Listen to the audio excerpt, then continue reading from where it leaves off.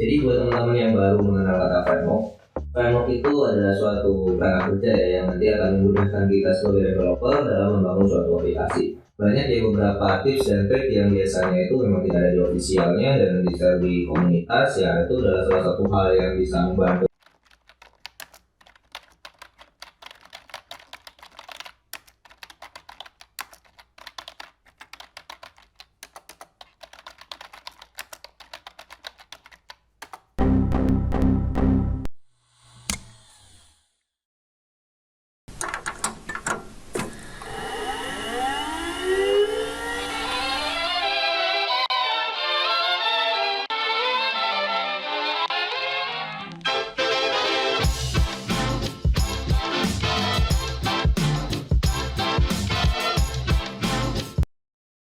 Halo teman-teman, saya Wan. Selamat datang di Innovation Station Podcast. Pada kesempatan kali ini kita akan membahas salah satu pertanyaan yang mungkin sering ditanyakan ya oleh beberapa programmer pemula atau orang-orang yang baru saja belajar di dunia programming, yaitu kira-kira saya harus belajar framework apa ya nanti untuk kedepannya. Nah, di video kali ini kita akan bahas, kita nanti akan membahas tips-tips ya terkait framework apa yang sebaiknya kita pilih dan cocok untuk kita.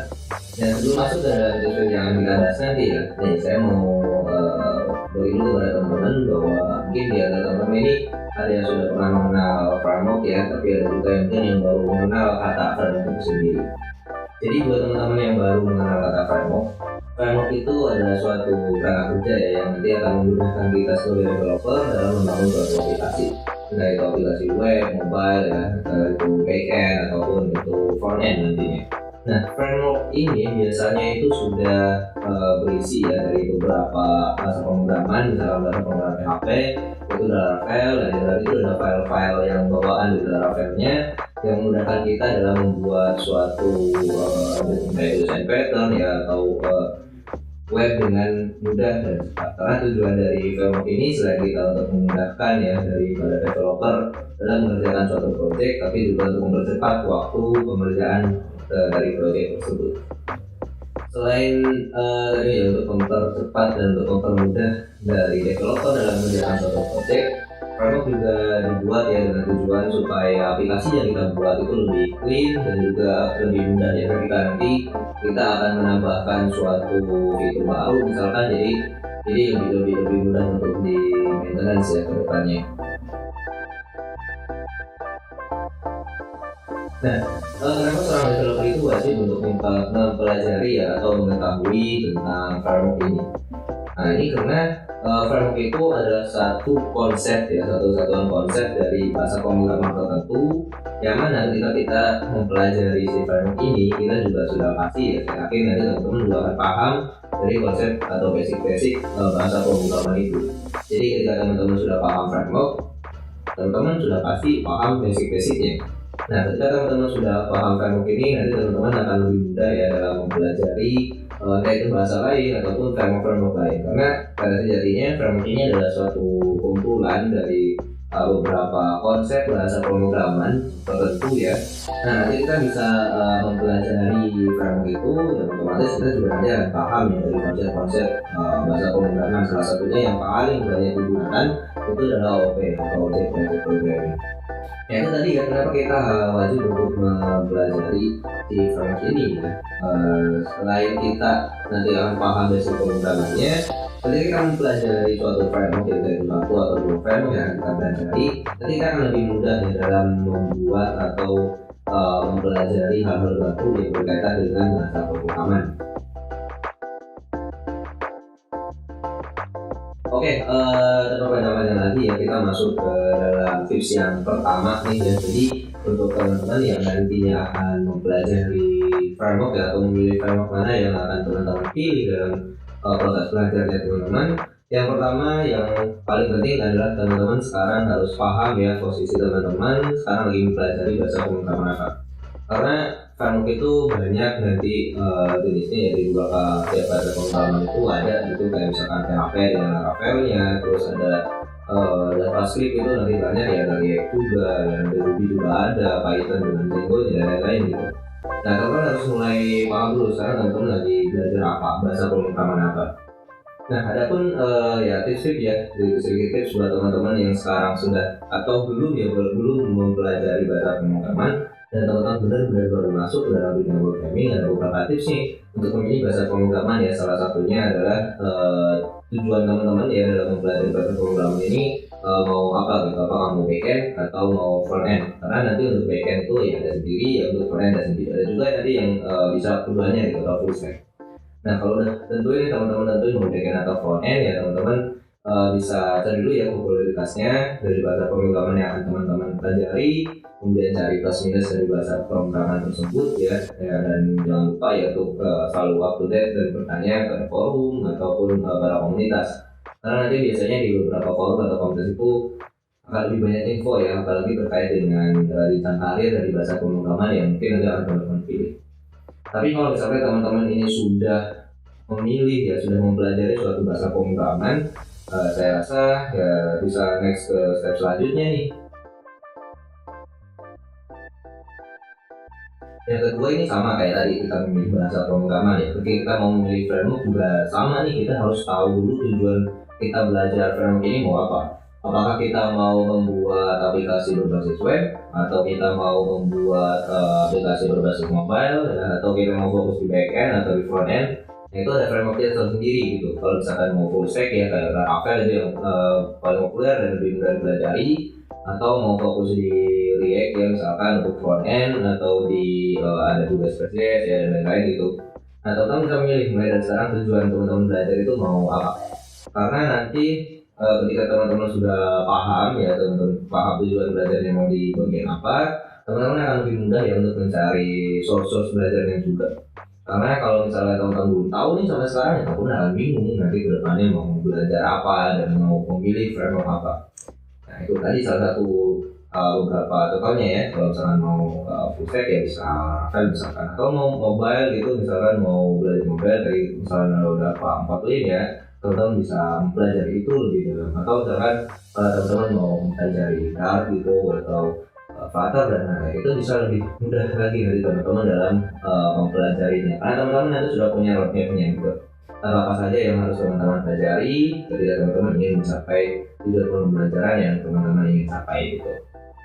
Nah, ada pun beberapa tips ya buat teman-teman. Nanti kalau misalkan teman-teman sudah belajar nih, ya ada beberapa tips dalam metode pembelajarannya ya. Salah satunya itu adalah kita harus yang namanya membuat proyek kecil-kecilan. Jadi sering-sering berlatih membuat proyek kecil-kecilan. Karena ketika kita sudah mempunyai proyek kecil-kecilan nih, kita bisa menjadikan proyek itu sebagai portofolio kita ketika kita nanti mau masuk ke jenjang karir. Nah, biasanya ketika teman-teman ini mau masuk ke jenjang karir di software engineer misalkan atau developer, hal pertama yang perlu disiapkan ya adalah salah satunya adalah portofolio ya. Kalau teman-teman dari sekarang nggak belajar untuk membangun itu ya, teman-teman nanti nggak punya portofolio gitu. Nah, salah satunya tadi ya dengan membuat beberapa proyek kecil-kecilan ya, teman-teman bisa mengimplementasikan dasar-dasar dari framework yang mungkin nanti akan teman-teman pelajari. Jadi ya teman-teman harus mulai dari sekarang membangun portofolio juga dengan proyek kecil-kecilan, sekaligus untuk mempertajam ya dari skill programming teman-teman. Nah, jangan lupa juga nih ya teman-teman, kalau ingin lebih paham ya dalam proses belajarnya, teman-teman sering-sering join di beberapa komunitas ya atau forum-forum, yang mana nanti ketika teman-teman masuk ke situ, teman-teman selain bisa mendapatkan ilmu ya, tapi teman-teman juga bisa mendapatkan ilmu lain ya, kayak misalkan diskusi sama teman-teman lain, komunikasi dengan teman-teman yang lain gitu, dan ya sebagainya gitu, bisa sosialisasi juga. Karena biasanya ada beberapa hal kalau kita mau belajar suatu framework itu dan dijelaskan secara official dari si framework yang buatnya itu, tapi biasanya di-share sama komunitas. Banyak ya beberapa tips dan trik yang biasanya itu memang tidak ada di officialnya dan di-share di komunitas, ya itu adalah salah satu hal yang bisa membantu teman-teman dalam mempelajari si framework itu gitu. Apalagi kalau misalnya teman-teman nanti ketemu dengan teman-teman yang memiliki tujuan bersama ya, misalkan belajar framework A, B, C gitu, jadi teman-teman bisa lebih termotivasi. Jadi ya tadi ya jangan lupa untuk ikut komunitas atau forum-forum juga. Kemudian jangan lupa banyak baca juga, entah itu baca buku atau artikel-artikel di internet ya yang berkaitan dengan framework yang teman-teman sedang cari. Karena biasanya nanti kalau teman-teman mau masih bingung nih ya, mau pilih framework A, B atau C. Nah teman-teman ya tinggal baca aja referensi dari beberapa orang gitu, dari yang tadi di komunitas atau forum atau di artikel orang, karena biasanya nanti akan dijelaskan juga ya plus minus dari si framework itu. Nah yang ketiga itu ya tentu kita harus cari yang namanya framework yang sekarang banyak digunakan ya, atau yang sedang populer, karena jadi kita mau mengerjakan sesuatu dengan menggunakan suatu framework dan framework itu tidak populer, kita akan kesulitan nanti. Apalagi kalau sudah tidak ada forumnya atau forumnya sudah tidak aktif dan officialnya juga tidak banyak update gitu ya. Nah itu sudah sangat menyusahkan kita gitu. Gak hanya mungkin gak hanya ini ya, gak hanya framework yang tidak populer ya. Bisa aja mungkin framework yang versinya udah lama, kayak misalkan Laravel, atau masih belajar di Laravel 5, Laravel 6 gitu. Nah itu sudah di stop ya masa maintenance-nya. Jadi ketika ada error di sana ya teman-teman nggak akan bisa yang namanya mungkin kayak memperbaiki bug dan lain-lainnya, ya tetap error gitu, nggak ada update dari officialnya. Makanya teman-teman itu harus cari framework yang sedang populer sekarang, atau enggak ya framework yang versi-versi yang terbaru gitu. Teman-teman bisa belajar gitu. Nah carinya di mana? Carinya bisa ya tadi ya ketika teman-teman sudah masuk ke komunitas atau ke suatu forum, teman-teman akan lebih mudah untuk mendapatkan list ya atau framework populer. Atau teman-teman ya bisa juga ya cari di LinkedIn, misalkan cari beberapa perusahaan ini sekarang banyaknya sedang mencari software engineer yang menggunakan framework apa gitu.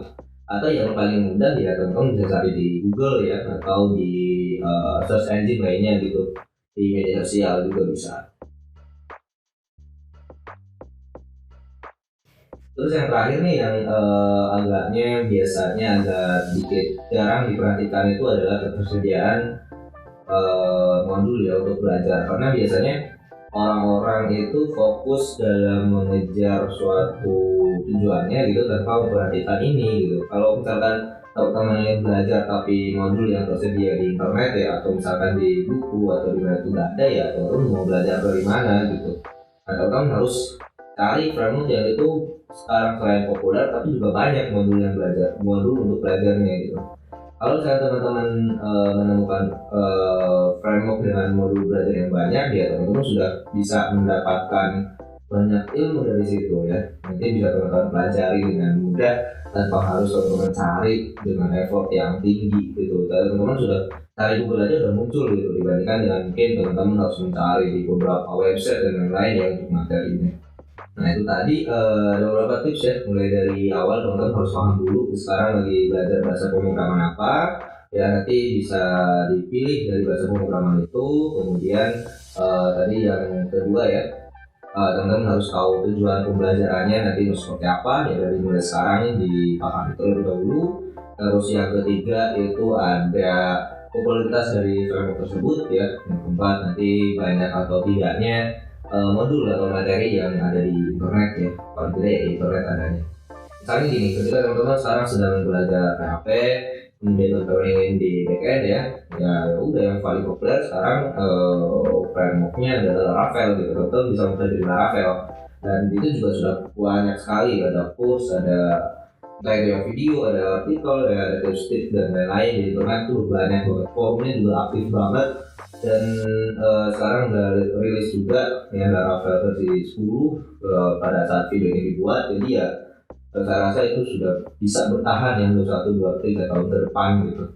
Dan misalkan teman-teman dari awal itu memang fokusnya di JavaScript ya, di HTML, CSS belajarnya, terus teman-teman tujuan pembelajarannya ingin masuk ke front end, ya udah teman-teman bisa mempelajari beberapa framework front end ya. Misalnya untuk stylingnya teman-teman bisa pelajari Bootstrap ataupun yang lain gitu. Terus untuk front end itu sendiri ya, teman-teman bisa mempelajari React.js misalkan gitu. Atau misalkan teman-teman sekarang lagi belajar di mobile ya, Dart atau Kotlin itu ya teman-teman ikutin aja pad-nya gitu, ikutin pad-nya dulu aja. Nah dengan mengikuti pad-nya ini nanti teman-teman paham akan konsep-konsep dari masing-masing framework ini. Nah teman-teman nanti ketika masuk ke framework lain itu akan lebih mudah gitu, nggak yang harus belajar dari awal gitu. Karena ya basically semua bahasa pemrograman ini mirip-mirip konsepnya ya, mungkin ada beberapa konsep tambahan tapi secara keseluruhan ya sama gitu untuk konsep-konsepnya. Teman-teman nanti tinggal pelajari apa yang sedang teman-teman pelajari sekarang, kemudian teman-teman tujuannya mau di mana, di bagian apa, ya cari yang populer dan cari yang banyak resource-nya untuk belajarnya. Ya udah, teman-teman sudah bisa milih framework itu. Tapi ya, ini tips ini tuh bukan untuk memilih framework dari yang mana yang paling bagus, mana yang enggak gitu. Bukan ya, tapi tujuan utamanya ini ketika teman-teman sudah memilih framework ini diharapkan teman-teman itu bisa belajar dari konsepnya. Kayak misalkan Laravel ini konsepnya seperti apa di dalamnya. Teman-teman bisa mempelajari itu. React.js ini kayak gimana nih untuk front-end-nya. Teman-teman bisa mempelajari itu. Jadi ketika teman-teman sudah paham dari konsep framework yang teman-teman pelajari dan teman-teman sudah pilih, nah itu udah tujuannya ke situ. Dari developer itu tujuannya adalah konsep, bukan pilih mana yang framework yang lebih bagus. Karena tidak ada ya, karena framework itu punya tujuannya masing-masing. Kayak tadi gitu ya, kita bahas di nomor tujuan pembelajaran tadi ya, berdua ya. Punya tujuan masing-masing, jadi nggak bisa dibandingin. Nah, mungkin itu saja ya sedikit tips ya atau obrolan singkat pada video kali ini. Jika teman-teman suka, silahkan subscribe ya, kemudian jangan lupa untuk share ke teman-teman yang lain supaya nanti kita bisa belajar bareng-bareng. Sampai ketemu di video-video FSN Station Podcast selanjutnya.